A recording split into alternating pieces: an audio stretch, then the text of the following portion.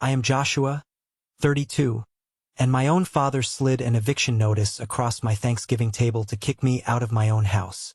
Before I tell you about how my best friend's envelope completely destroyed his plan and left him with nothing, let me know where you're watching from in the comments. The eviction notice landed right beside the mashed potatoes. It wasn't a metaphor. It wasn't a joke. My father, Robert, actually slid a crisp, cream-colored envelope across the polished oak wood of my dining table. It stopped right between the gravy boat and the green bean casserole my neighbor had brought over. My father leaned back in his chair, crossed his arms over his chest, and let out a long breath like he had just finished saying grace. I stared at the envelope. Across the top, printed in bold, aggressive black ink, were the words, "Notice to vacate and surrender possession." My mother smiled first. She didn't yell. She didn't shake with anger. She just gave me that small, tidy, closed-mouth smile that she always used when she was doing something incredibly cruel. It was her special talent, making absolute ruthlessness look like simple administration. 7 days, she said, her voice smooth and light, as if she were asking me to pass the salt. Your brother needs this house, Joshua. It's time to be reasonable. I looked across the table at my older brother, Luke. He was 35 years old, sitting there in a brand new designer shirt he definitely couldn't afford, picking at a piece of turkey. He didn't look embarrassed. He didn't look ashamed that his parents were trying to throw his younger brother out onto the street. He just looked relieved. He actually reached for his wine glass and took a sip, avoiding my eyes. That somehow made it so much worse. The sheer entitlement radiating from him made my stomach turn.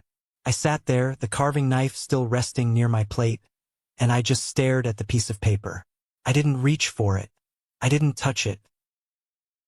You've had a good run here, Joshua, my mother continued, folding her linen napkin and placing it neatly on the table. But Luke needs a real start. He needs stability. This house can do that for him. You're single, you're adaptable.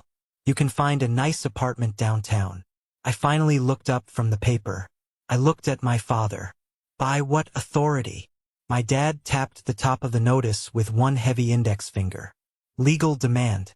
You can either make this smooth, or you can make it expensive. Your choice. The sheer audacity of it left a ringing in my ears. The dining room, usually filled with the warm scent of roasted turkey and cinnamon apple pie, suddenly felt like a freezing interrogation room. They were sitting in the chairs I bought, eating the food I cooked, in the house I owned, telling me to get out. I picked the paper up. My eyes scanned the text. It was dressed up to sound incredibly official. It was full of heavy legal jargon, phrases like adverse occupancy, family equitable interest, and surrender of premises to rightful beneficiary. It looked intimidating. It was printed on thick, expensive watermark paper. But I noticed something immediately. There was no court stamp. There was no judge's signature. It was a lawyer's threat letter, dressed up in a Halloween costume of a real court order. Luke leaned back, mirroring my father's posture. You live alone, man. I've got actual needs. I'm trying to get my life together. You're just being selfish, hoarding this whole place to yourself. I let out a harsh, dry laugh. Couldn't help it. The sound bounced off the walls of the dining room. Hoarding? I own this house, Luke. My mother's smile vanished. Your grandfather was being dramatic when he deeded it to you. We all know that. He was emotional. He wasn't thinking clearly about the family's future. My father reached for his wine. The lawyer we retained believes Luke has a highly viable claim. Owen intended this property to stay in the direct family line. You're just a branch, Joshua. I am the direct family line, I said, my voice dropping an octave. Luke snorted. You know what he means. Yeah. I knew exactly what he meant. He meant the favorite. He meant the golden boy. He meant the son my parents had spent their entire lives making excuses for. You served me at Thanksgiving, I said, dropping the paper back onto the table. My father shrugged, cutting a piece of meat. I figured if we did it face to face, surrounded by family, you might behave like an adult and accept reality. I opened my mouth to tell him exactly where he could shove his reality, But the doorbell rang. 3 sharp, quick rings. Nobody moved. The silence in the room was deafening. Then the bell rang again. I pushed my chair back. It scraped loudly against the hardwood floor. I walked down the front hall, my heart hammering against my ribs, and opened the door. Standing on my porch in the brisk November air was my next-door neighbor and absolute best friend, Elijah. He was holding a pie carrier in his left hand, and in his right hand he held a thick, sealed legal envelope. Elijah worked as a senior paralegal at a prominent downtown estate firm. More importantly, he was one of the only people in the world who knew that my father had been making shady phone calls to local real estate attorneys for the past 3 weeks. He looked past my shoulder, saw the tension radiating from the dining room, and looked back at my face. He knew immediately. "So," Elijah said softly, his eyes narrowing, "they actually did it." I nodded once. "All right then," Elijah said, his voice turning cold and professional. "Let's go." To understand the absolute insanity of what was happening at my dining table, you have to go back 6 years. You have to understand the ghosts that lived in the walls of this house, and the shadows my family cast over my entire life. 6 years ago, my grandfather, Owen, passed away. But for the 3 years before his death, this house was a hospital, a sanctuary, and a war zone. And I was the only one holding the front line. Grandpa Owen was a tough, quiet man who built a successful hardware business from nothing. When his heart started failing, my parents suddenly became very busy. My father, Robert, claimed his middle management job was too demanding. My mother suddenly had endless social club obligations. And Luke was busy burning through his college fund, dropping out of his 3rd university program, and racking up credit card debt. So I stepped up. I was 26, working a grueling entry-level corporate job, but I moved in with Grandpa. I was the one who woke up at 3 a.m. when he couldn't breathe. I was the one who drove him to endless cardiology appointments, sitting in sterile waiting rooms reading old magazines. When the back porch started sagging dangerously, I didn't call my dad to help. I took a chunk out of my own salary, bought the lumber, and spent my entire weekend replacing the joists while Grandpa sat in a lawn chair, watching me and giving me quiet advice. During all this, Luke treated the house like a free ATM and a hotel. He would show up unannounced, raid the fridge, and ask Grandpa for loans that everyone knew would never be repaid. One Thanksgiving, 4 years before the current nightmare, Luke showed up in a panic. He had wrecked his car, a car my parents had co-signed for. He begged Grandpa for $5,000 to cover the damages before our parents found out. Grandpa refused. He told Luke it was time to take responsibility. Luke threw an absolute fit. He screamed, kicked a hole in the hallway drywall, and stormed out. I spent the next evening patching and painting that wall. When my parents found out about the car, they didn't discipline Luke. They blamed Grandpa for being too rigid, and actually had the nerve to ask me why I didn't just give Luke the money from my own savings. "He's your brother Joshua?" My mother had sighed, looking at me like I was a disappointment. "You need to support him. He's just going through a rough patch." Luke's rough patches lasted decades. He stole money from my wallet when we were teenagers. He once intentionally ruined a presentation I had built for school because he was jealous I was getting academic recognition. And my parents always had a reason ready. He was stressed. He was sensitive. I was just being dramatic. They spent my entire life preparing the world to cushion Luke's falls, and they expected me to be the mattress. But Grandpa Owen saw everything. He sat in his armchair in the corner of the living room, his oxygen tank humming quietly, and he watched the dynamic. He watched Luke borrow his truck and return it with a cracked windshield, offering zero apologies. He watched my mother reframe every single sacrifice I made for him as just Joshua doing his duty. He watched my father hint, loudly, that the house would be a great asset for Luke to inherit because Luke needed a solid foundation to start a family. Grandpa never argued with them. He never yelled. He just asked me quiet questions when we were alone. He asked about my job. He asked about my savings. He asked if I liked the old house. I loved this house, It smelled like old wood, pine needles, and lemon polish. It was the only place I ever felt truly safe. "Good," Grandpa had said one evening, staring out the window at the falling snow. "That's good to know, Joshua." I didn't know it then, but behind the scenes, Grandpa was making moves. He was a man who believed in actions, not arguments. He saw the storm that was coming for me the moment he closed his eyes for the last time. He knew that the second his heart stopped, my parents and Luke would descend on this house like vultures, and they would push me out into the cold without a second thought.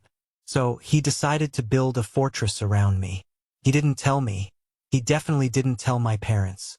He just quietly picked up his phone, called his attorney, and started drafting the legal equivalent of a landmine. Grandpa Owen's lawyer was a man named Caleb Mercer. Caleb wasn't a cheap strip mall attorney. He was a high-end estate planner, a man who built legal structures that could withstand a nuclear blast. In the final year of his life, Grandpa took several trips to Caleb's downtown office. He told my parents he was going to physical therapy. Instead, he was sitting in a leather chair in a high-rise building, legally dismembering my family's sense of entitlement. Grandpa executed a transfer on death deed for the house. It was incredibly specific. The deed stated that upon his passing, the absolute, unencumbered ownership of the property in Asheville would transfer directly and solely to me, not to my parents, not split evenly between the grandchildren, just me. He made sure the deed was recorded and filed properly with the county clerk months before he ever took to his deathbed. But Grandpa was a smart man. He knew my father. He knew Robert would not accept a piece of paper. He knew my father would hire lawyers, tie the estate up in probate hell, and financially bleed me dry until I surrendered the house just to make the nightmare stop. So Grandpa and Caleb Mercer went a step further. They created the trap. Grandpa had a separate investment portfolio. It wasn't billionaire money, but it was a substantial amount, roughly $240,000. This money was placed into a residual trust. The designated beneficiaries of this trust were my father, my mother, and Luke. It was designed to pay out to them in installments over several years. To my parents, this was their rightful inheritance. They felt they were owed this money simply for existing. But Grandpa attached a condition to the trust. Poison pill. Caleb drafted an incredibly aggressive no contest and forfeiture clause. The language was ironclad. It stated in very clear legal terms that if any of the trust beneficiaries, Robert, my mother, or Luke, attempted to challenge my title to the house, interfered with my peaceful possession of the property, or assisted anyone else in asserting a false claim against the house, they would instantly trigger a forfeiture event. If they tried to take the house, they would lose every single penny of the trust money. And to make it stick, Caleb made my father sign a sworn family settlement and non-contest acknowledgement during the probate period. My father, blinded by the promise of the trust payouts, signed it. He signed a legal document acknowledging that I was the sole lawful owner of the house, and he agreed to the penalty clause. I didn't know the full extent of this paperwork at the time. Grandpa passed away quietly on a Tuesday morning. I was holding his hand. My parents were on a weekend getaway they refused to cancel. When Grandpa died, the deed triggered automatically. The house became mine. I remember the day of the funeral. It was pouring rain. The sky was the color of bruised iron. We stood under black umbrellas by the gravesite. Luke was complaining about his dress shoes getting muddy. My mother was whispering to her friends about how exhausted she was from the ordeal of losing her father-in-law. My father just looked impatient. After the service, I went back to the empty house. Felt hollow. I sat on the floor of the living room and cried until my ribs ached. I had lost the only person in my family who actually saw me. The next few years were a grind.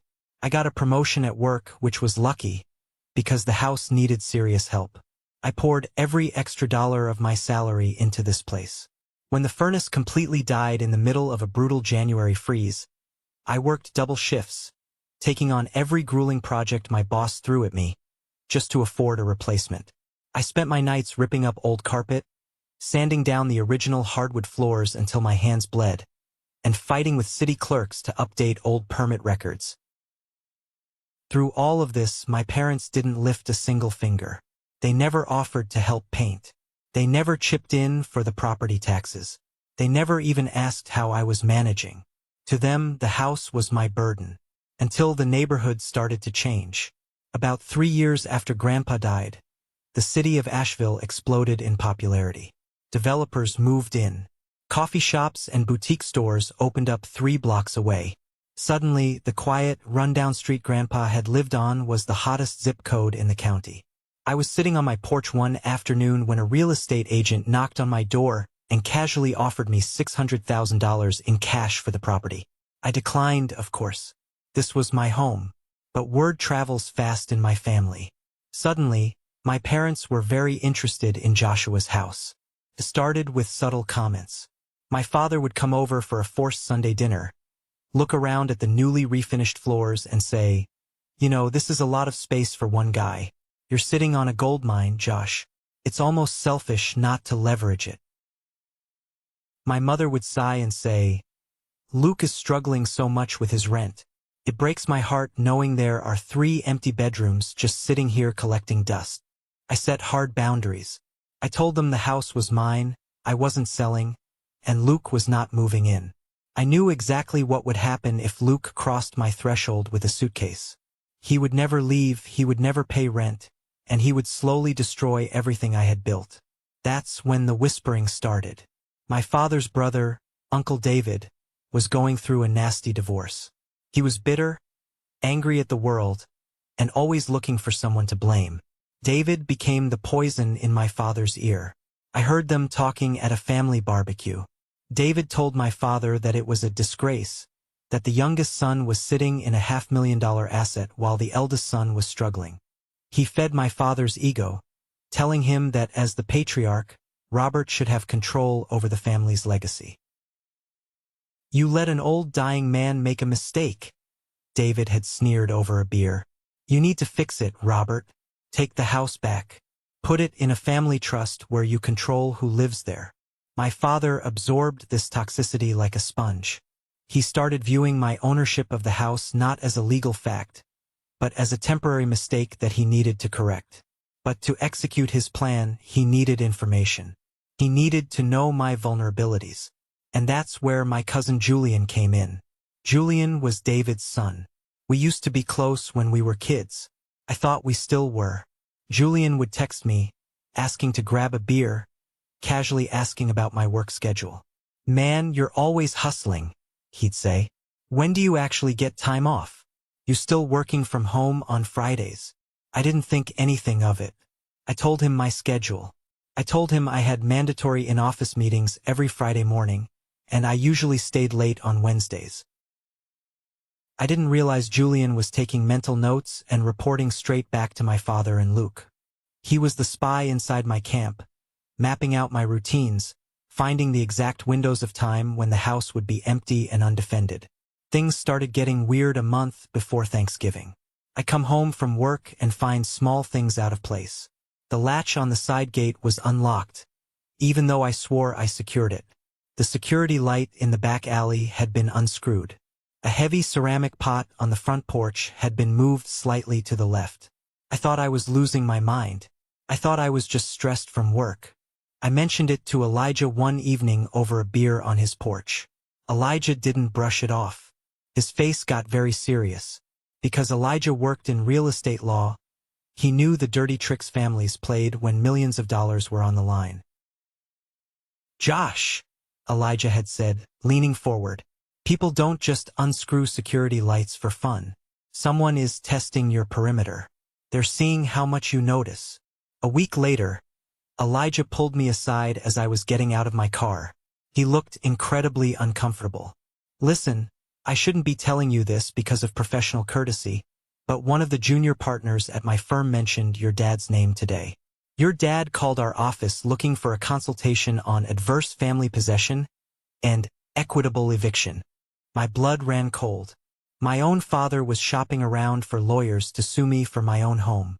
"If they try anything," Elijah had said, his eyes fierce, "you let me know. I know exactly what kind of fire your grandpa built to burn them down. You just say the word. And now, sitting at my Thanksgiving table, looking at the fake eviction notice my father had just slid across the wood, I knew the time had come. Let's go back to the dining room. Elijah stepped fully into my house. He didn't take off his shoes. He walked right past the entryway, his eyes locked on the dining table. He set the pie carrier on the kitchen counter with a loud thud, then walked straight into the dining room. My father straightened up in his chair, his brow furrowing. "Who is this, Joshua? We're having a private family discussion." "This is my neighbor," I said, my voice steady, though my adrenaline was spiking so hard my hands felt numb. "And my witness." Elijah stepped right up to the edge of the table. He didn't look at my mother, and he ignored Luke completely. He looked directly down at my father. He held out the sealed, thick legal envelope. "This was left for Mr. Bennett at my firm's office today," Elijah said, his voice carrying the cold, practiced authority of a man who dealt with legal disputes every single day. "Certified delivery." My father stared at the envelope. He didn't reach for it. "What is this? What firm?" "My boss, Caleb Mercer, said you would want to read this tonight," Elijah continued, not answering the question. "Especially if you actually went through with handing over that garbage notice you're holding." The mention of Caleb Mercer's name hit my father like a physical blow. I saw it happen. The muscles in his neck tightened, and his shoulders dropped a fraction of an inch. Caleb was the architect of Grandpa's trust. Caleb was the man who held the keys to the $240,000 my parents were currently relying on to fund their retirement. My father slowly reached out and took the envelope. "What is this?" he asked again, his voice losing its confident edge. "Open it," Elijah said simply. My father broke the seal. He pulled out a thick stack of papers stapled together at the corner. He unfolded them and began to read the first page. I watched his eyes. I watched them scan the first few lines, then slow down, then stop completely. The color drained from his face so rapidly it looked like a magic trick. His skin went from a healthy, wine-flushed pink to a sickly, chalky gray in 3 seconds flat. His mouth parted slightly. My mother turned to him, sensing the sudden shift in the atmosphere. "Robert, what does it say?" For the first time all evening, my father didn't look like the patriarch in control. He looked like a man who had just stepped off a cliff in the dark. He looked caught. Luke leaned over, trying to see the paper. "Dad, what is it?" My father couldn't speak. His throat worked, but no sound came out. Elijah answered for him. "It's a copy of your father's own sworn statement from the probate settlement," Elijah said, his voice ringing clearly through the quiet room. "The exact document he signed under oath. The one where he explicitly admitted that Joshua was the sole lawful owner of this property. And the one where he legally agreed that any family member who tried to challenge Joshua's possession would instantly forfeit the rest of Owen's trust distribution." The silence that followed was absolute. You could have heard a pin drop on the carpet. My father read the page twice more before he finally found a weak, trembling voice. This doesn't mean what you think it means. This is just probate formality."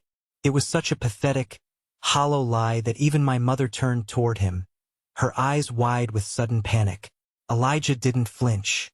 He reached out, placed his finger on the second paragraph of the document in my father's hand, and tapped it. "It means exactly what it says, Robert. Caleb Mercer doesn't write formalities. He writes legal bear traps." I stood up at the head of my table. I picked up my fork, gripping the cold metal just to keep my hands from shaking with the sheer, overwhelming rush of adrenaline. Luke was practically out of his chair now, his face twisting in confusion and growing anger. "What the hell are you talking about? What trust distribution?" My mother went completely still. It was that dangerous, freezing stillness she adopted when she realized she was losing control of a narrative, and she had to decide whether to double down on the lie or retreat and play the victim. She chose to double down. "Probate paperwork doesn't override family fairness," she snapped, glaring at Elijah. "This is none of your business. This is an internal family matter." Elijah looked right back at her. It's a good thing this isn't about fairness, ma'am. It's about a legally binding forfeiture clause. Elijah pulled a second document from his jacket pocket. It was a single sheet of paper. He didn't hand it to my father. He bypassed him completely and slid it directly in front of Luke.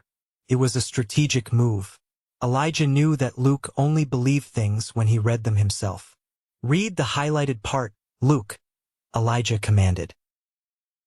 Luke stared at the paper. His eyes tracked the yellow highlighter ink. He read it out loud, his voice tight and incredulous. "Any beneficiary who directly or indirectly contests title, possession, or beneficial ownership of the Asheville residence transferred to Joshua Bennett, or supports another person in doing so, shall be deemed to have predeceased distribution under Article 6. Luke stopped. The room held its breath. Even someone as dense as my brother understood what that legal phrasing meant. He understood predeceased distribution. "You get nothing," I said, my voice cutting through the silence like a knife. "If you try to take this house, you lose every dime Grandpa left you." The reality of those words crashed over Luke like a tidal wave. Predeceased distribution. He dropped the paper onto the table as if it had caught fire. He looked at my father, his eyes wide with a frantic, wild energy. "Dad, is this real? Tell me this is fake.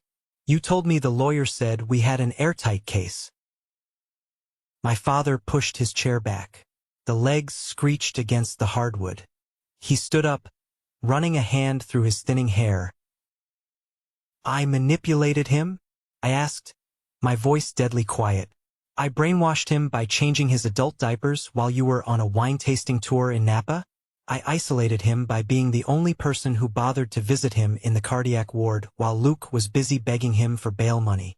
"That's a lie," Luke shouted, stepping toward me, his fists clenching. "It's the absolute truth, and you know it." I roared back, stepping out from behind the table to face him. "Grandpa saw exactly who you people are. He watched you borrow his truck and smash it. He watched Dad scheme. He watched Mom treat me like the hired help. He didn't write this clause because I manipulated him. He wrote it because he finally stopped making excuses for you." Luke slapped his hand down hard on the table, making the plates jump and silverware rattle. "So what? Grandpa just gets to decide I'm homeless forever because you played the good little martyr?" "You are not homeless, Luke," I yelled, the years of repressed anger finally exploding out of my chest. "You are 35 years old. You have been employed at 4 different companies in the last 3 years, and you quit all of them because you think you're too good for real work. You are not a victim. You are a parasite, and you are convinced that everyone else's roof is your birthright." Luke's face twisted into an ugly, hateful sneer. He took another step toward me, closing the distance. "This right here. This is exactly why he shouldn't have left you the place. You always act like you're better than everybody else. You're a smug, arrogant little prick." "I act," I said, pointing a finger right into the center of his chest, "like the person who paid for the furnace, the property taxes, and the new roof after every single one of you disappeared when the work got hard." "You're being cruel, Joshua," my mother said, her voice shaking with forced victimhood. Cruel. The word tasted like ash in my mouth. I looked at the Thanksgiving feast spread out on the table. The turkey I had roasted. The potatoes I had mashed. You sat at my table, ate my food, and smiled while my father handed me an eviction notice. And you have the absolute gall to call me cruel? Elijah stepped forward, positioning himself slightly between me and Luke. He reached into his jacket pocket and pulled out one final piece of paper. "This is the part your husband really needs to see, ma'am," Elijah said, not breaking eye contact with my mother. He placed the paper on the table, right on top of my father's plate. It was a formal notice of suspension from the trust administrator. It wasn't filed in court yet, but it was fully drafted, signed, and ready to be executed. Elijah spoke with crystal clarity. "This notice states that because Robert Bennett formally delivered an eviction demand tonight and asserted a claim against the deeded property, The trust administrator has the immediate authority to suspend all pending trust distributions. If you do not formally withdraw this fake eviction notice within 72 hours, Caleb Mercer will seek court instructions for the final, permanent enforcement of the forfeiture clause. My father looked down at the paper. He looked physically ill. The bravado, the arrogance, the patriarchal authority. It all melted away, replaced by the terrifying realization of absolute financial ruin. Luke saw his father's face. He saw the defeat, and because Luke only cared about himself, he instantly turned on the man who had been trying to steal a house for him. "Wait," Luke demanded, grabbing my father's arm. "How much are we talking about? How much is suspended?" Nobody answered. "Dad, how much?" Luke screamed. "Roughly $80,000 per beneficiary," Elijah answered calmly, "plus residual accounting." Luke went completely still. I could see the rusted gears turning in his head. The trust payout was his safety net. It was the money he was waiting for to pay off his debts. But the house was worth $600,000. I saw the exact moment Luke made the calculation. I saw the pure, unadulterated greed override basic common sense. Losing 80 grand hurt, but gaining a $600,000 asset. To a desperate, greedy man, that was a gamble worth taking. "Fine," Luke spat, his eyes locking onto mine with a terrifying, loose anger. "Keep the damn trust money. Grandpa got manipulated. I'm not backing off because you found some paralegal to wave scare papers in my face.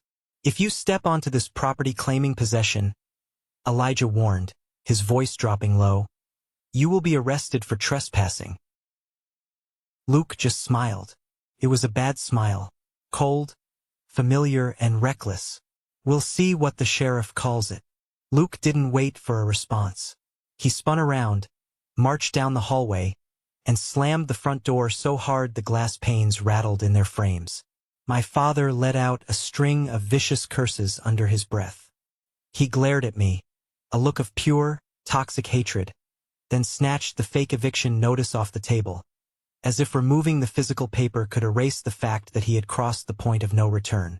He turned and hurried after Luke. My mother hesitated.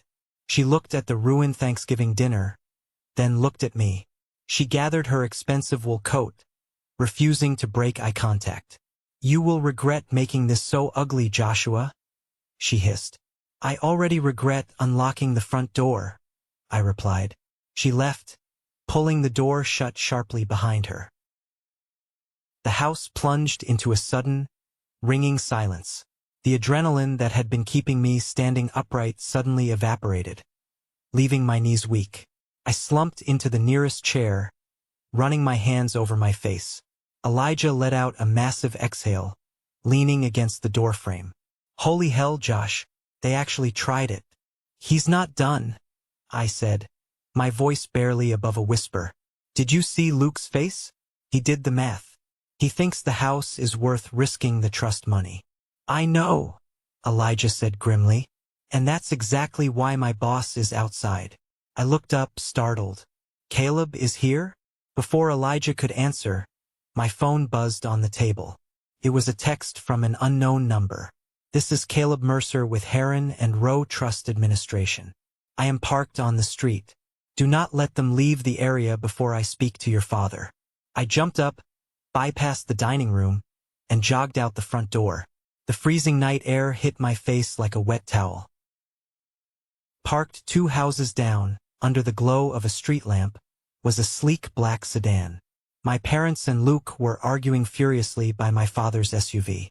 As I stepped onto the porch, the door of the black sedan opened. Caleb Mercer stepped out. He was a tall, imposing man in a dark wool trench coat, carrying a thick leather briefcase. He walked with the heavy, deliberate strides of a man who spent his life destroying people in courtrooms. He didn't look angry. He looked dangerously bored. He walked straight past me on the porch and headed directly for my father's SUV. "Robert Bennett," Caleb's voice boomed across the quiet suburban street. It wasn't a question. It was a summons. My father froze, his hand on the car door handle. He turned, his face pale under the streetlights. "Who the hell are you?" Caleb Mercer, Trust Administration Counsel for the Owen Bennett Estate. My father took a step back, physically retreating from the name. Caleb didn't stop until he was standing 3 feet away from my father. He opened his briefcase and pulled out a single sheet of paper. It wasn't the forfeiture notice. It was something else. I want to make sure we are entirely clear on the timeline of your catastrophic mistakes tonight. Robert, Caleb said, his voice smooth but lethal. You thought this was a private family matter. It stopped being private the second you sent this to my office. Caleb held up the paper. Even from the porch, I could see it was a printed email. 2 days ago, Caleb continued, my office received an email from your personal account. Attached to it was a document titled Joshua Transition Agreement. In this document, it states that Joshua Bennett has agreed in principle to surrender occupancy of the Asheville residence to Luke Bennett by the end of the calendar year. My heart stopped. I looked at Elijah, who was standing beside me on the porch. I never signed anything, I said loudly. I know you didn't, Caleb said, glancing at me before turning his piercing gaze back to my father. Because the signature on the document Robert sent us was a pathetic amateur forgery. The signature discrepancy was obvious to a first-year clerk. The problem for you, Robert, is that you sent a forged legal document to a trust office that keeps specimen signatures from the original probate settlement on file. My mother grabbed her chest, letting out a small gasp. She turned to my father, genuine shock on her face. Robert, you forged his signature? My father's mouth opened and closed like a dying fish. It was a draft understanding. Proposal. I was going to show it to him tonight. You sent it to the trust administrator to establish a false record of consent, Caleb countered effortlessly. That is fraud, Robert. And it is a direct, undeniable violation of the non-contest clause. Luke rounded on my father, his face purple with rage. You told me he had already softened up. You told me you had an agreement in principle. I said he might agree. My father snapped back, panic making his voice crack. You lied to your son, you lied to your wife, and you attempted to defraud a trust, Caleb summarized coldly. The forfeiture is no longer a threat. It is in motion. All pending distributions under Owen Bennett's residual trust are suspended effective immediately. The reality of the situation finally seemed to crush my father. He leaned heavily against the side of his SUV, staring at the concrete driveway. He had tried to play chess with a master using stolen checkers, and he had just been checkmated in 3 moves. We were trying to avoid court, my mother whispered, tears finally pooling in her eyes. But I knew her tears weren't for me. They were for the lost money. By fabricating his consent? Caleb asked, his tone devoid of any sympathy. That is a fascinating legal strategy, ma'am. I wouldn't recommend bringing it up in front of a judge. Luke kicked the tire of the SUV, breathing hard. The $80,000 was gone. He knew it. I knew it. But his eyes were still fixed on my house. The $600,000 prize was still standing right behind me. The trust gives the beneficiaries a short window to cure the breach, but only if the interference stops immediately, Caleb explained, delivering the final terms. That means the eviction demand is completely withdrawn. No occupancy claim is asserted. No utilities are transferred. No locksmith is retained. And absolutely no one steps onto the property claiming possessory rights. I felt a sudden jolt in my chest. Utilities, I called out from the porch. Caleb looked at me. Your father contacted the local power company yesterday, attempting to establish utility history at this address in Luke's name before the end of the year. The power company refused without deed support. I let out a breath that sounded like a dry sob. They had truly tried everything. They were trying to build a paper trail of Luke living in my house before they even handed me the eviction notice. It was a coordinated, premeditated attack on my life. Luke stared at his father with open, undisguised disgust. You completely botched this. You said this was clean. It would have been clean if he had just behaved. My father snapped, pointing a trembling finger at me. Elijah let out a loud, mocking laugh from the porch. Caleb didn't even blink. There was no version of this that was clean, Robert, Caleb said, closing his briefcase. You are playing with fire, and you are currently covered in gasoline. Luke took a step away from his parents. He looked at Caleb, then looked directly at me. The streetlights cast dark, hollow shadows over his eyes. Grandpa was crazy, Luke said, his voice unervingly calm. And you manipulated him. I'm not letting you steal the family legacy just because you found a sharp lawyer. You think a forged email stops me? I have actual rights. Equitable family occupation. You think you've won, Joshua, but this isn't court. This is a street. Caleb stepped into Luke's line of sight. If you step onto that property claiming possession without a court order, you will be trespassing. The sheriff will remove you. Luke smiled that same terrible, loose smile. We'll see what the sheriff calls it when I'm standing inside the living room. He turned, ignoring his parents entirely, and began walking rapidly down the street, disappearing into the dark. My father swore violently, slammed his fist against the hood of the SUV, and practically shoved my mother into the passenger seat before speeding off. I stood on the porch, the freezing wind biting through my shirt. Caleb walked slowly up the driveway and joined Elijah and me on the steps. He's not done, I said, my teeth chattering from a mixture of cold and adrenaline. No, he isn't, Caleb agreed, his expression grave. He looked me dead in the eye. Listen to me, Joshua. Your brother has crossed into the desperation phase. The trust money is frozen, which means the house is his only target left. Men like him don't retreat when they are caught. They accelerate. What do? I asked. You prepare for a siege, Caleb said bluntly. You need all your security cameras saving footage to the cloud. You need a physical copy of your deed taped to the inside of your front door. You do not open the door to Luke alone. If he has already researched adverse possession, he knows that if he can physically get inside the house and establish a presence before the courts open on Monday, he can make it incredibly difficult for the police to remove him without a formal eviction process. The phrase sat heavily in my chest. Establish a presence before Monday. Before normal people could fix what bad families did on the weekends.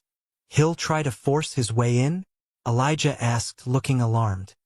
He might try a civil standby, Caleb warned. He'll call the police, claim he lives here, claim he's been locked out by a hostile roommate, and ask an officer to stand by while a locksmith forces the door. It's a common tactic for squatters and hostile family members. I have the deed, I said, my voice rising in panic. And he might have a fake lease, Caleb replied. You have to be ready. Part 4.1. The sleepless night, estimated 850 words. I didn't sleep a single second that night. After Caleb drove away, Elijah stayed. We went straight to the kitchen, brewed a pot of the strongest coffee I owned, and turned my dining room table, the same table where the eviction notice had been served hours earlier, into a war room. First, I pulled up the application for my home security cameras on my iPad. I had 3 cameras, one on the front porch, one covering the side alleyway gate, and one facing the back cellar door. I paid the premium subscription fee right then and there to ensure all footage was backed up to the cloud instantly. Second, I dug into my fireproof safe in the office and pulled out the original county stamp transfer on death deed. I made 3 copies. I taped one to the inside of the front door right next to the peephole. I placed another on the kitchen counter, and I kept the third folded in my back pocket. While I was printing the deeds, Elijah was pacing the floor, scrolling aggressively through his phone. Julian, Elijah said suddenly, stopping in the middle of the living room. What about him? I asked, looking up from the printer. Julian is the leak, Elijah confirmed, his face dark. Think about it, Josh. How did your dad know the exact time to send that fake email to the trust? How did Luke know you'd be home alone tonight cooking before I came over? Julian has been grilling you about your schedule for a month. I pulled out my phone and opened my text messages with my cousin. I scrolled back through the last few weeks. Hey man, you still taking those Friday morning Zoom calls from home? "Josh, you leaving town for the holiday weekend or staying at the house? Just checking to see if you're around Saturday morning, might drop by." It was all there. I had been feeding them my exact coordinates. "They know my schedule," I said, a cold dread washing over me. "They know I usually leave the house at 7:30 a.m. on Fridays to hit the gym before work." "Tomorrow is Friday," Elijah pointed out, checking his watch. It was already 2 a.m. "If Luke is going to make a move to establish presence before the weekend, he's going to do it when he thinks you're backing out of your driveway." "I'm not leaving this house," I declared, my jaw clenching. "I will sit in the hallway with a baseball bat if I have to." "No violence," Elijah warned strictly. "That's exactly what they want. If you swing a bat, you go to jail and Luke gets the house. You fight them with paper, cameras, and daylight." We spent the rest of the night sitting in the dark living room, watching the camera feeds on the iPad. The silence of the house was oppressive. Every creak of the floorboards, every gust of wind rattling the window panes, made my heart jump into my throat. Around 4 a.m., my mind started playing tricks on me. I kept imagining I could hear the faint scratching of a lockpick at the back door. I kept imagining my father's face, gray and desperate, staring at me through the window. I realized how deeply they had violated my sense of safety. My home was no longer a sanctuary. It was a target. By 6 a.m., the sky outside began to turn a bruised, pale purple. The neighborhood was quiet. The coffee in my mug was cold and bitter. "Maybe they gave up," I whispered, my voice raspy from exhaustion. "Maybe Caleb scared them off." Elijah shook his head, his eyes glued to the screen. "Desperate people don't give up, Josh. They just find sneakier ways to get through the back door." At 7 a.m., the sun fully crested the horizon. I stood up, stretching my stiff muscles. I walked into the kitchen to dump the cold coffee into the sink. At exactly 7:13 a.m., my phone on the counter buzzed violently. A loud, sharp chime echoed through the silent kitchen. It was an alert from the security app. "Motion detected, front porch." I dropped my mug into the sink, the shattered porcelain shards scattering across the stainless steel. But I didn't care. I lunged for my phone. Elijah was already beside me, looking over my shoulder at the screen. The live feed from the front porch camera loaded. The image was crystal clear in the crisp morning light. Standing on my front steps was Luke. He was wearing a thick jacket, his hands shoved into his pockets. But he wasn't alone. Luke turned to the deputy and pointed at my front door, talking animatedly. I couldn't hear the audio through the thick glass, but I could read his body language. He was playing the frustrated, locked-out victim. "He thinks you left for the gym," Elijah said, his voice tense. "He thinks the house is empty. He's going to have the locksmith drill the deadbolt, throw his bags inside, and tell the cop he's home." My blood boiled, the sheer arrogance of it. Standing on my porch with my police department trying to drill my locks. "Not today," I growled. I didn't wait for Luke to knock. I didn't wait for the locksmith to touch my door. I grabbed the folded copy of the deed from my back pocket, marched down the hallway, and unlocked the deadbolt with a loud, heavy clack. I threw the front door open. Luke jumped back, startled. His eyes widened in genuine surprise. He had fully expected an empty house. For a split second, the mask slipped, and I saw the panicked calculation of a man whose ambush had just failed. But he recovered quickly. He plastered a fake, relieved smile on his face. "Good. You're awake," Luke said, his voice loud enough for the deputy to hear. "Man, I lost my keys again. Can you let me in?" I didn't look at him. I looked directly at the deputy walking up the steps. "Can I help you, officer?" I asked loudly and clearly. The deputy stepped forward, looking between me and Luke. "Morning, sir. I'm Deputy Samuel. I'm here for a requested civil standby. Your brother here stated he was locked out of his residence and requested an officer present to keep the peace while a locksmith granted him access to his property." "Retrieve what property?" I asked, keeping my voice dead steady. Luke nudged one of the duffel bags with his boot. My stuff, Joshua. Come on, don't play games in front of the officer. I just need to get back into my room. I looked at the bag, then looked at him. You have never lived here a single day in your life. My mother's voice from the night before echoed in my head. Your brother needs this house. Not a room. The house. Deputy Samuel frowned, his posture stiffening. He looked at Luke. Sir, you stated this was your primary residence. It's a family house, Luke argued, waving a hand dismissively. My grandfather left it to the family. Joshua is just being difficult because we had a disagreement last night. I have a legal right to occupy the downstairs bedroom. Do you own this residence, sir? The deputy asked me directly. Yes, I said. I unfolded the paper in my hand and handed it straight to Deputy Samuel. This is a recorded transfer on death deed from my grandfather, filed and county-stamped before his death. The property taxes are in my name. The homeowner's insurance is in my name. I am the sole, exclusive owner of this property. The deputy took the paper. He read it much faster than I expected, his eyes scanning the legal seals. He handed it back to me and turned to Luke. The neutral posture was gone. He looked annoyed. Do you have a court order granting you access to this property, sir? Deputy Samuel asked Luke. Luke let out a short, condescending laugh. I don't need a court order. I have his written consent. Luke reached into his heavy jacket and pulled out a folded piece of paper. He handed it to the deputy with a triumphant smirk. I knew what it was before the deputy even opened it. It was another fake. This is an occupancy agreement, Luke declared loudly, signed by Joshua last month, stating I am allowed to move into the property pending a family transition. The deputy examined the paper. I leaned forward, catching a glimpse of the document. It was typed on cheap, generic legal template language downloaded from the internet. And right at the bottom on the signature line was my name. It was a completely forged signature. It looked absolutely nothing like my handwriting. When was this signed? Deputy Samuel asked, narrowing his eyes at the paper. Last month, Luke lied smoothly. It was not, I said, my voice cutting like ice.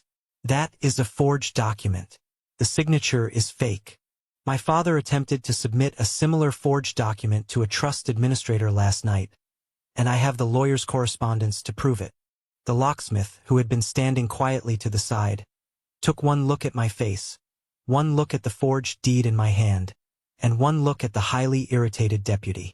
The locksmith quietly unhooked his tool bag, stepped backward off the porch, and started walking toward his van. Hey, where are you going?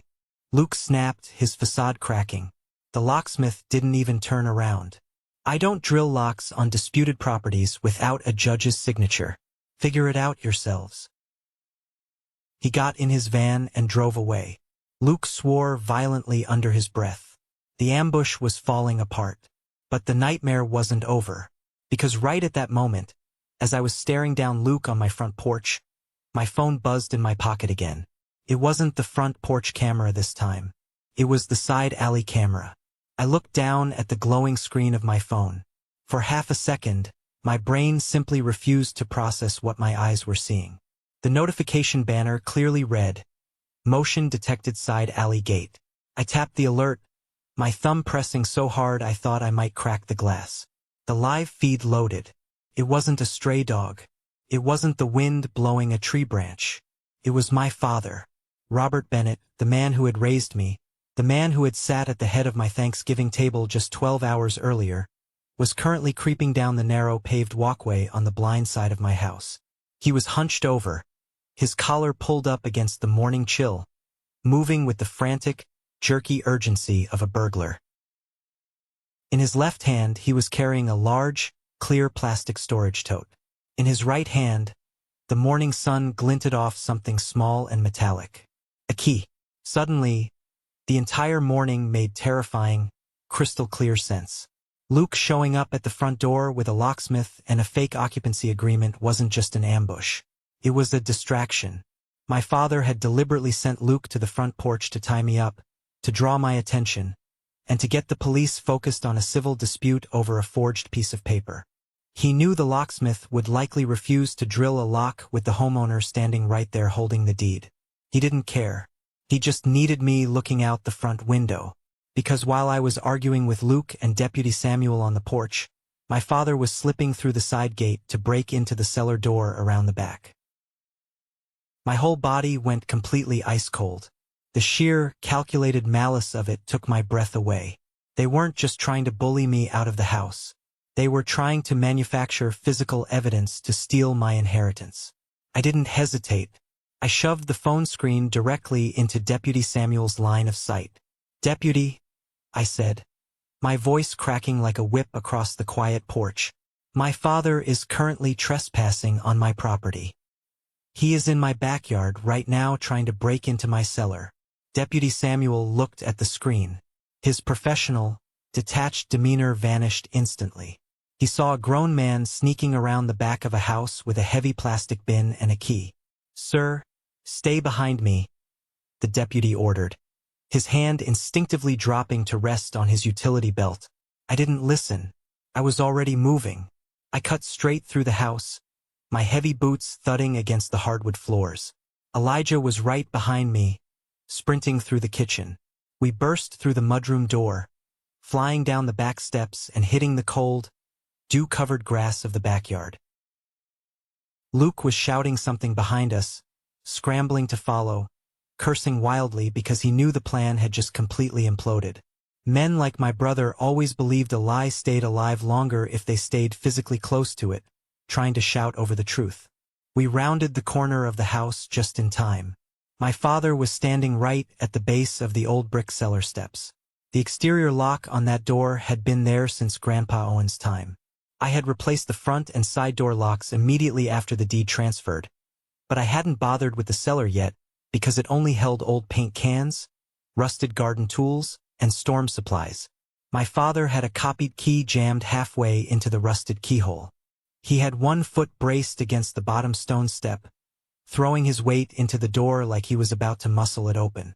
The clear plastic tote was sitting on the concrete right beside his leg. "Hey!" Deputy Samuel's voice barked across the yard, carrying the heavy, undeniable weight of law enforcement. "Step away from the door. Right now." My father jolted backward as if he had been struck by lightning. He ripped the key out of the lock, spinning around to face us. His face, already pale from the cold, turned a sickly, translucent shade of white. I'm just retrieving family property," my father stammered, his eyes darting frantically between me, the deputy, and the plastic tote by his feet. "No," I said, stepping forward. My fists clenched so tight my fingernails dug painfully into my palms. "You are not retrieving anything. You are creating it." Luke came skidding around the corner of the house, breathing hard. He stopped dead in his tracks the second he saw my father cornered against the cellar door. He looked at the plastic tote sitting on the concrete. "Dad," Luke hissed, his voice dropping an octave, filled with pure, unfiltered panic. "What are you doing?" I looked down at the clear plastic bin. The evidence of their conspiracy was sitting right there in broad daylight, so painfully obvious it made me want to scream and laugh at the same time. Inside the tote were exactly the things a lawyer would tell you to look for to prove residency. It was a squatter's starter kit. Neatly folded inside the bin were men's clothes, Luke's old college sweatshirts, and a pair of faded jeans. There was a leather shaving kit. There was a cheap, brand-new set of bath towels, still wrapped in the store packaging with the price tag hanging off the side. But the most damning thing was sitting right on top of the clothes. It was a neat, rubber-banded stack of mail. "Look at that," Elijah said from beside me, pointing a steady finger at the bin. "Look at the mail." I took a step closer. The envelopes were pristine. They weren't old, forwarded letters. They were fresh. A credit card offer. A cable television promotion. 2 envelopes from a major bank. A glossy pharmacy flyer. And every single one of them was addressed to Luke Bennett, with my home address printed clearly beneath his name. They were sealed, uncreased, postmarked within the last 5 days. My father had not come back here to collect Luke's belongings. He had come to plant them. He intended to shove that bin into my cellar, take photos of the mail and the clothes inside my house, and present it to a judge on Monday morning to prove that Luke had been living here the entire time. It was a completely fabricated, desperate attempt to establish adverse family occupation. Who owns this residence? Deputy Samuel demanded, stepping between me and my father. I do, I answered firmly, holding up the county-stamped deed again.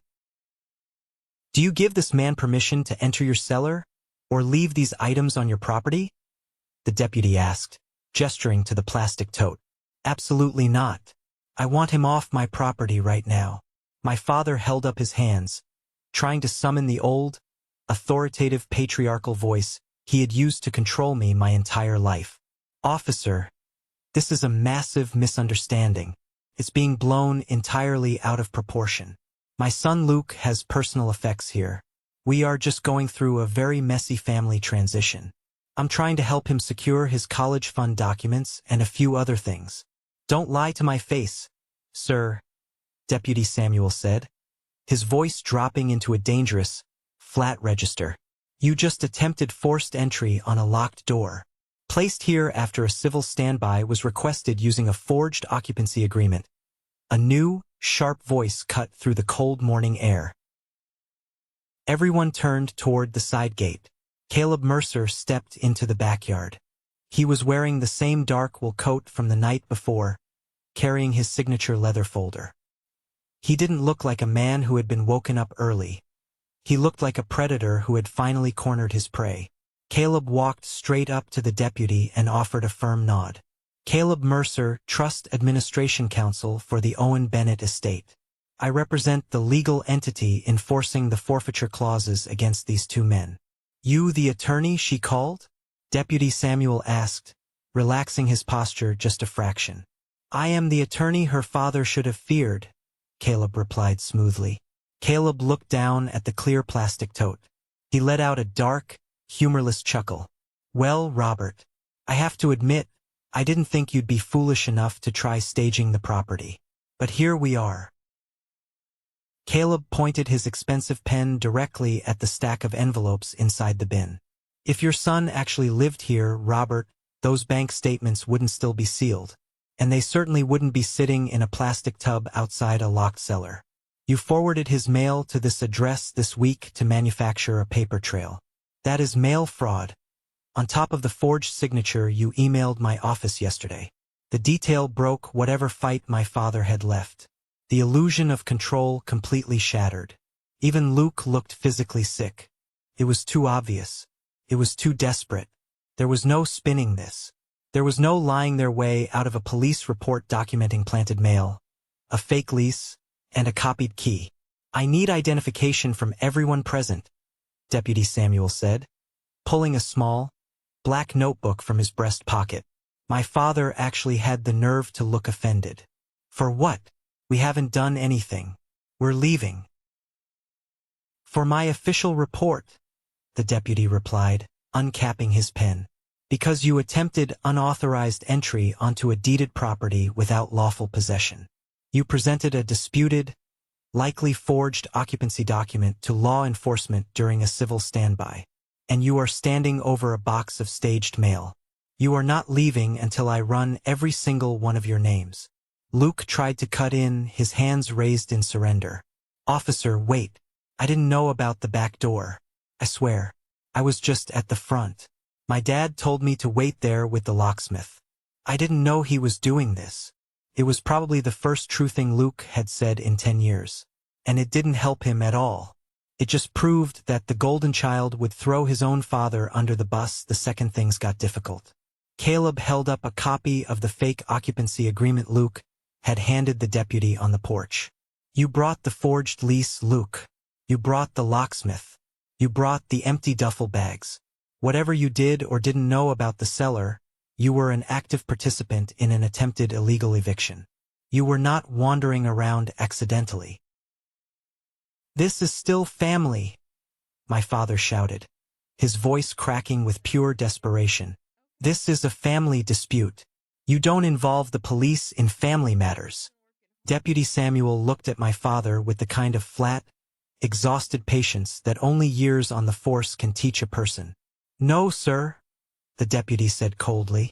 This is criminal trespass getting dressed up as Thanksgiving. Hand over your ID. For one glorious, perfect second, nobody in my family had a line ready. There were no excuses. There were no gaslighting arguments about my grandfather's mental state. There were no lectures about my selfishness. There was just the cold, hard reality of law enforcement and a lawyer documenting their crimes in my backyard. And then, just to make the morning complete, my mother appeared at the side gate. I hadn't even realized she had driven over. She must have followed Luke's car from whatever hotel they stayed at the night before. She was wearing her pristine cashmere sweater, her hair perfectly styled, looking entirely out of place standing on the frost-covered grass. She stopped dead when she saw the scene. She saw the deputy writing in his notepad. She saw the plastic tote of staged mail. She saw my father standing away from the cellar door, looking defeated, with the copied key still dangling from his fingers. "Robert?" she asked, her voice wavering, the polite, tidy smile finally nowhere to be found. What happened? Nobody answered her, because by then, it didn't matter what had happened. It only mattered what was being written down in the official county record. Deputy Samuel pulled out his department-issued smartphone. He photographed the plastic tote. He photographed the stack of pristine, sealed mail. He photographed the copied key in my father's hand. He photographed the fake occupancy paper Luke had provided. Finally, I emailed him the high-definition camera stills from my security system, clearly showing my father sneaking around the back of the house while the locksmith was at the front. The deputy took Caleb's card, made a note that the locksmith had formally refused entry due to lack of a court order, and then turned to face my parents and my brother. He made it explicitly clear. "Listen to me very carefully," Deputy Samuel said, his voice echoing off the brick walls of the house. "No one in your family has a legal right to enter this property. You have no right to store property here. You have no right to represent occupancy at this address. If any of you return to this property claiming possession without a signed order from a judge, you will be placed in handcuffs, put in the back of my cruiser, and processed for criminal trespassing. Do you understand me?" My mother opened her mouth to argue, her instinct to rewrite reality still fighting to survive. Caleb beat her to it. "And let me add the financial reality to the deputy's warning," Caleb said, his voice cutting through the morning air like a newly sharpened blade. "If anyone in this family continues interfering with Joshua's title or peaceful possession of this home, I will not wait for a court order. I will recommend immediate, final, irreversible enforcement of the forfeiture clause to the trust board. You will lose every cent Owen Bennett left you, and I will personally refer the forged email you sent my office to the district attorney for fraud investigation." That landed hardest on my father. It hit him like a physical blow to the stomach. Not because he suddenly felt guilty for what he had done to his youngest son. He didn't. He felt sick because he finally understood the trap he had walked into. The security cameras. The forged consent email on the trust server. The fake eviction notice he handed me at dinner. The locksmith. The staged mail. All of it now sat in one clean, undeniable chain of evidence. He had not pressured me into folding. He had handed Caleb Mercer the exact ammunition needed to trigger the penalty clause. He had destroyed his own retirement fund just to feed his older son's bottomless greed. Luke kicked the bottom stone step of the cellar hard enough to hurt himself. He let out a string of vicious curses, turned his back on his parents, and limped heavily toward the driveway, leaving his empty duffel bags sitting on the grass. My mother hesitated. She looked at the ruined plastic tote, then looked at me. She gathered her cashmere coat around her shoulders, trying to salvage whatever microscopic shred of dignity she could still carry. She looked at me with that same small, tight smile she used when she wanted to pretend she was still the one writing the ending to the story. "You'll regret making this so ugly, Joshua," she said softly, her voice dripping with venom. "You tore this family apart over bricks and wood." I looked at the tote of fake mail. I looked at my father's copied key. I looked at the deputy writing their names into a permanent criminal database. "No, Mom," I said, my voice finally calm, devoid of the anger that had carried me through the last 24 hours. "I only regret not installing the cameras sooner." They left. There was no dramatic screaming match. There were no handcuffs. There was no cinematic brawl on the lawn. There was just one failed, pathetic occupation attempt collapsing under the crushing weight of daylight, security footage, and legally binding paperwork. My father picked up the plastic tote, refusing to look me in the eye, and carried it back down the driveway like a man carrying his own heavy casket. I stood in the backyard with Elijah and Caleb as the sound of their car engines faded down the street. The silence that followed was different this time. It wasn't the heavy, oppressive silence of waiting for an attack. It was the clean, clear silence of a storm that had finally broken. Deputy Samuel finished his notes, handed me a business card with an incident report number written on the back, and tipped his hat. "You have a good day, sir. Call us if they show their faces on this street again." When the patrol car pulled away, I finally let out a breath I felt like I had been holding for 6 years. My knees suddenly felt like they were made of water. I sat down heavily on the bottom step of the cellar, burying my face in my hands. Elijah sat down right next to me, bumping his shoulder against mine. "You did it, Josh. You held the line." Caleb stood in the grass, checking his watch. "The paper trail is secure. I have the police report number, the forged documents, and the camera footage.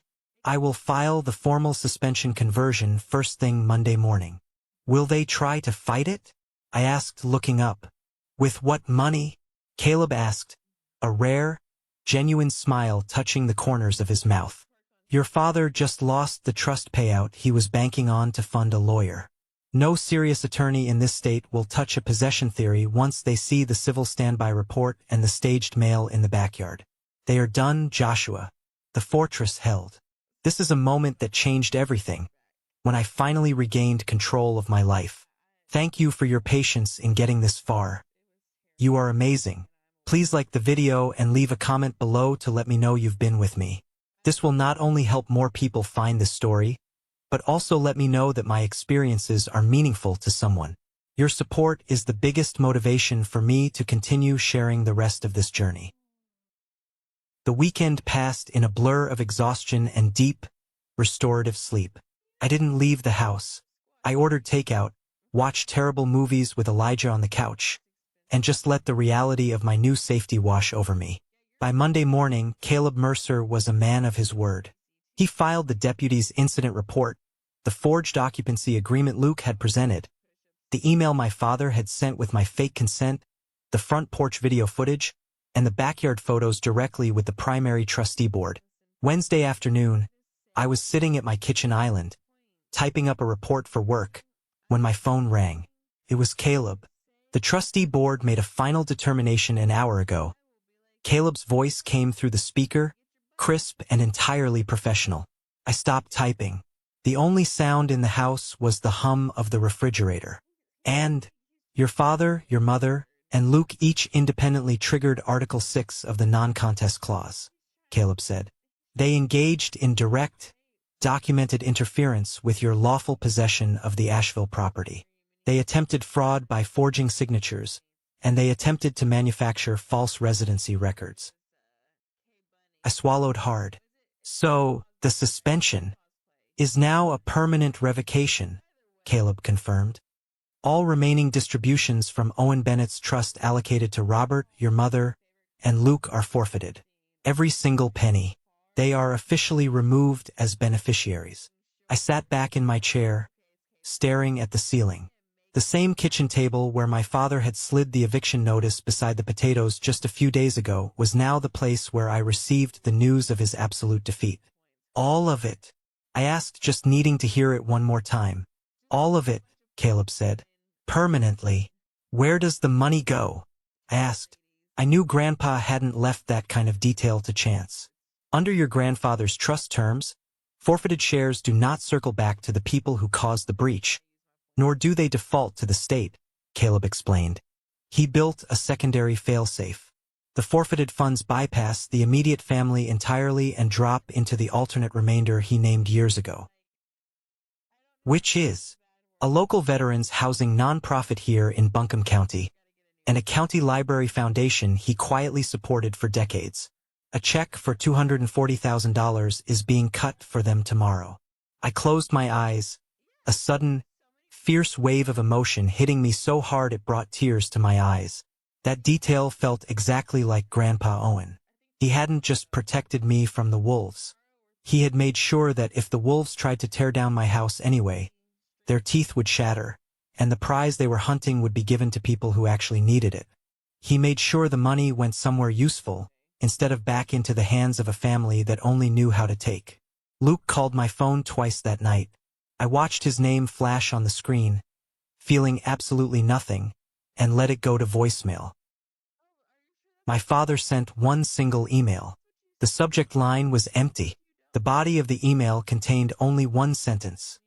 "You chose paper over blood." I sat at my computer, reading that ridiculous, manipulative sentence.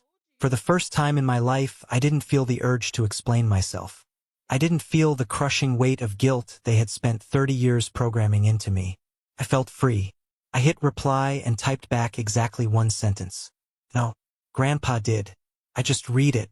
I hit send, and then I permanently blocked his email address. I blocked my mother. I blocked Luke.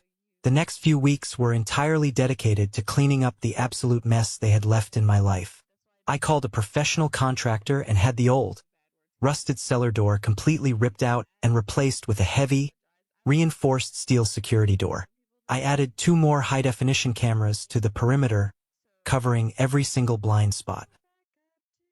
I didn't stop there. The rot in my family wasn't just my parents and my brother. It was the people who enabled them. I drove to Uncle David's house.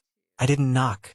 I just stood on his front porch, looked him dead in the eye when he opened the door, and told him that if he ever mentioned my house, my name, or my grandfather again, I would personally mail the court records of his messy, ongoing divorce settlement to everyone in his social club. David slammed the door in my face, and I never heard from him again. Then I dealt with my cousin Julian, the spy. Julian texted me a week later, playing dumb, asking if I wanted to grab a beer and watch the football game. I replied with a screenshot of the video showing my father creeping around my side yard, followed by a text that simply said, "I know you gave them my schedule. Do not ever contact me again." Julian never replied. Things got quieter in the only way that actually mattered. Legally. No sheriff ever came back to my house. No locksmith ever parked on my curb.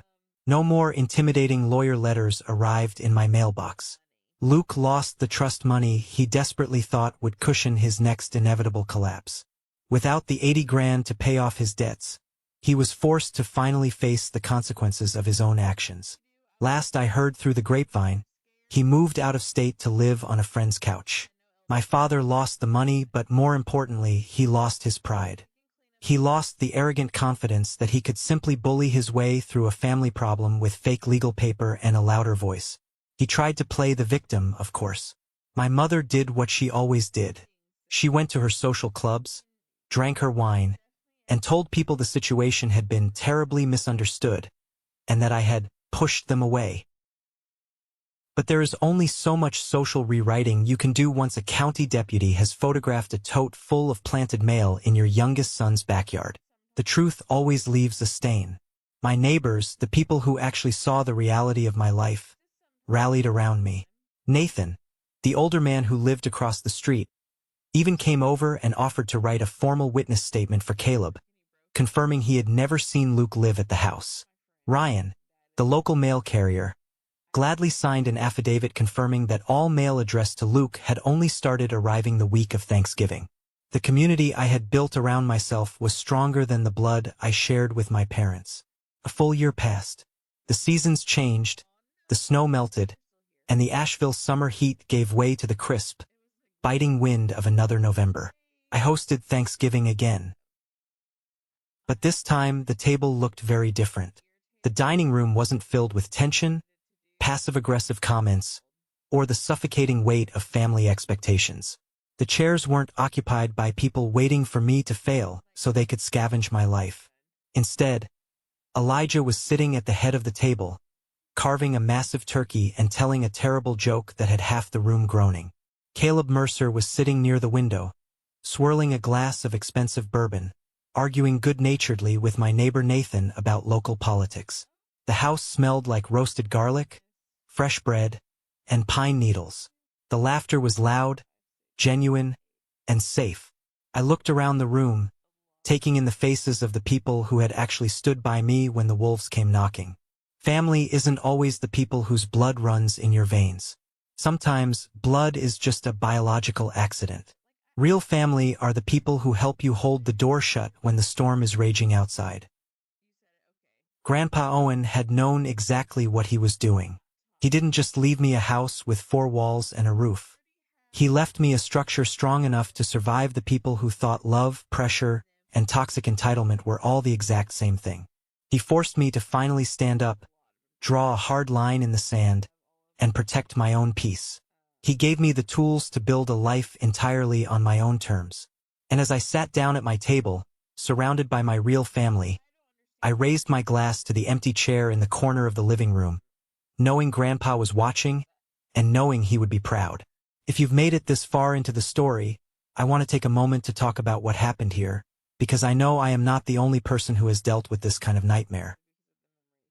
The hardest lesson I had to learn, the one that almost cost me my sanity and my home, is that toxic family members will constantly use your empathy against you. They will weaponize your kindness. They will demand that you set yourself on fire just to keep them warm, and when you finally refuse, they will call you the villain. My parents truly believed that because I was the younger, responsible sibling, my hard work was simply a resource for my brother to consume. They wrapped their financial abuse in the language of family unity and fairness. But fairness doesn't mean letting people destroy what you've built. Setting boundaries is not an act of cruelty. It is an act of survival. You do not owe your peace of mind, your assets, or your future to people who only view you as a stepping stone. Sometimes, the most loving thing you can do for yourself is to walk away, lock the door, and let them face the consequences of their own actions. If the story resonated with you, or if you've ever had to draw a hard line to protect yourself from toxic family, tell me in the comments what lesson you found most valuable here. Or, if you just enjoyed the way this all played out, simply drop the word good in the comments so I know you appreciate the lessons the story brings. Your support means the world to me. Thank you for listening.